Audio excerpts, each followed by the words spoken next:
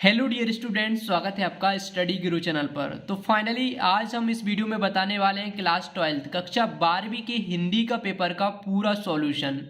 जैसा कि आप सभी जानते हैं आज हिंदी का पेपर था और हिंदी के पेपर में आपने जो आंसर लिखे होंगे उत्तर पुस्तिका में, क्या वो सही थे या गलत थे, तो उसका मिलान आप इस वीडियो को देखकर कर सकते हैं। क्योंकि कई सारे स्टूडेंट अपने मन को संतुष्टि के लिए यहाँ पर घर पर आकर मिलाकर अवश्य देख लेते हैं कि जो हमने उत्तर पुस्तिका में आंसर लिखे हैं वो सही थे या गलत थे।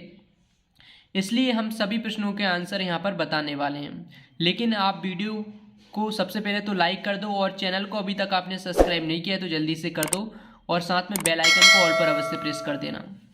छात्रों, ये जो पेपर है वो अभी अभी हमें एक स्टूडेंट द्वारा प्राप्त हुआ है और वो स्टूडेंट बोला था कि मैं 90% यानी कि 90+ अंक का करके आया हूँ, यानी कि 90 नंबर से अधिक का करके आया हूँ और हमें उम्मीद है कि आपका पेपर भी अच्छा गया होगा। तो चलिए देख लेते हैं सही आंसर क्या है।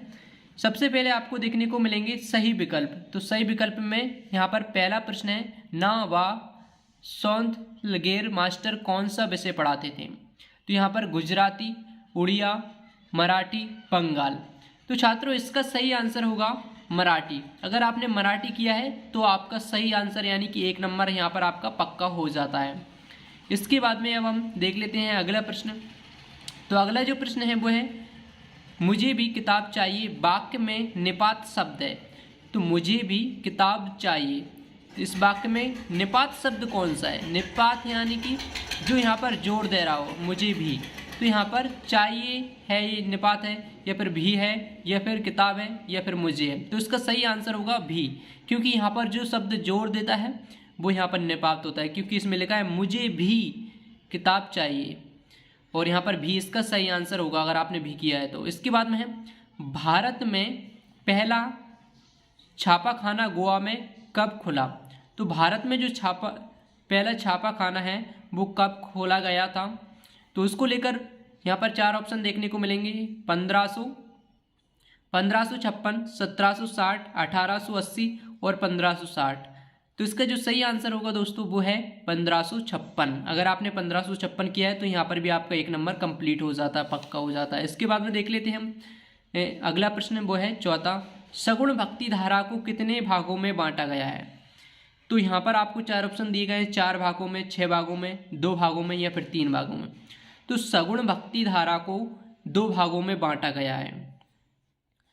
और इसके बाद में देख लेते हैं हम 5वां प्रश्न, जहाँ अर्थ से काव्य की शोभा बढ़ती है वहाँ अलंकार होता है।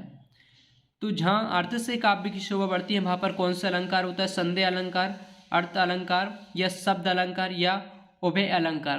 तो छात्रों इसका जो आंसर है, इसका आंसर अभी हमें मिला नहीं था, तो इसका आंसर आपके हिसाब से कौन सा सही है और हम आपको इसका आंसर वेबसाइट पर अपलोड कर देंगे। तो वेबसाइट से आप चेक कर सकते हैं, क्योंकि वेबसाइट पर सभी के आंसर यहाँ पर सही सही अपलोड हैं। और इसके बाद में चूरन बेचने का काम कौन करता था। तो चूरन बेचने का काम कौन करता था। यहाँ पर पहला ऑप्शन है भगत जी, मदन जी, मोहन जी, जैनेन्द्र जी। तो यहाँ पर इसका सही आंसर है वो है भगत जी। तो अगर आपने भगत जी किया है तो यहाँ पर आपका 1 नंबर और पक्का हो जाता है। इसके बाद में आ जाते हैं हमारे रेगिस्तान। प्रश्न नंबर 2 में रेगिस्तान पूछे गए हैं। सबसे पहला जो रेगिस्तान है वो है, आनंद यादव का मन जाने के लिए तड़पता था। तो कहाँ जाने के लिए तड़पता था, पाठशाला, खेत, मंदिर। तो इसका सही आंसर होगा छात्रों वो है पाठशाला। आनंद यादव का मन पाठशाला जाने के लिए तड़पता था। इसके बाद में है, हिंदी में नेट पत्रकारिता की शुरुआत के साथ हुई। तो हिंदी में नेट पत्रकारिता की शुरुआत किसके साथ हुई थी, वेब दुनिया या फिर rediff.com या फिर तहलका.com। तो इसका सही आंसर होगा वेब दुनिया के साथ हुई थी। अगर आपने वेब दुनिया किया है तो आपका 1 और नंबर पक्का हो जाता है।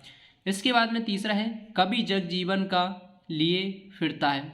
कभी जग जीवन का क्या लिए फिरता है, भार, प्यार, उद्गार। तो इसका सही आंसर होगा भार। कभी जगजीवन का भार लिए फिरता है।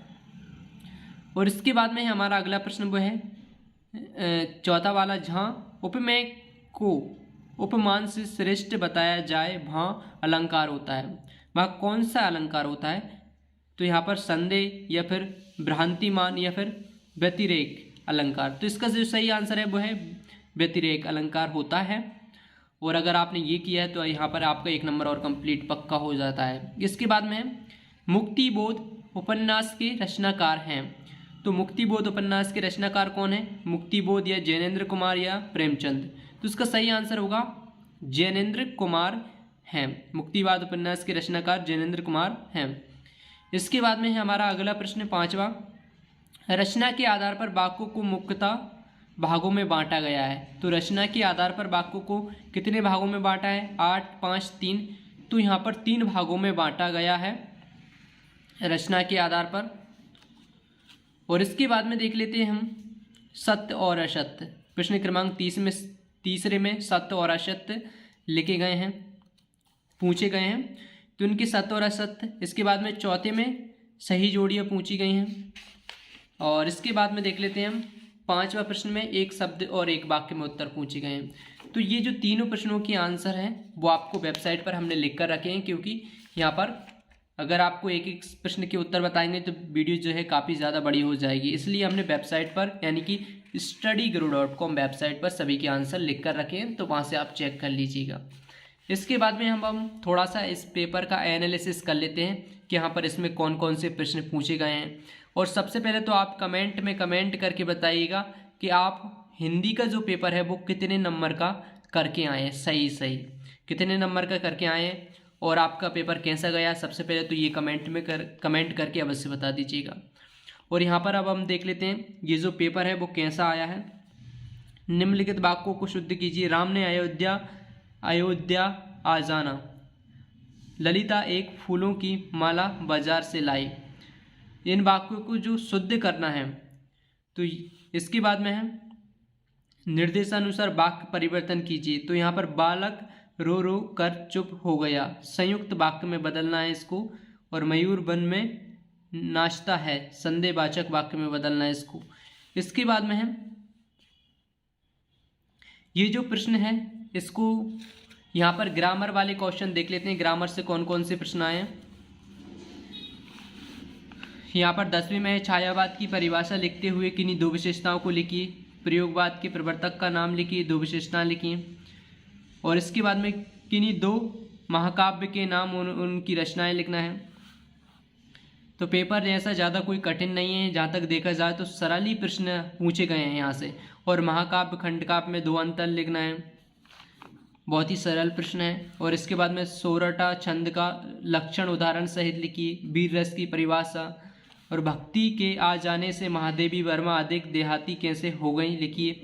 और मनुष्य की क्षमता किन 3 बातों पर निर्भर करती है लिखिए। कहानी और उपन्यास में अंतर, आत्मकथा और जीवनी में अंतर। बहुत ही सरल पेपर आया है और इसमें जो प्रश्न है बहुत ही सरल पूछे गए हैं ग्रामर से भी। और राष्ट्रभाषा की किन्हीं 2 विशेषताओं को लिखिए। इसके बाद में मुहावरा और लोकोक्तियों में अंतर पूछा है। तो मतलब ज़्यादा कठिन पेपर नहीं आया क्योंकि पहला पेपर था, लेकिन नेक्स्ट पेपर के लिए आपको तैयार रहना। नेक्स्ट पेपर आपका थोड़ा सा कठिन देखने को मिलेगा। इसके बाद में अगर हम यहाँ पर रघुवीर साय अथवा फिराक गोरखपुरी का काव्यगत परिचय एवं निम्न बिंदुओं के आधार पर लिखिए। तो यहाँ पर आप देख सकते हैं रघुवीर साय और फिराक गोरखपुरी के बारे में पूछा है। महादेवी वर्मा, हजारी प्रसाद द्विवेदी हमने 10th क्लास में बताया था, ये याद कर लेना, उसी में से आया है। लेकिन ये 12th था, 12th की वीडियो हमने अपलोड नहीं की थी।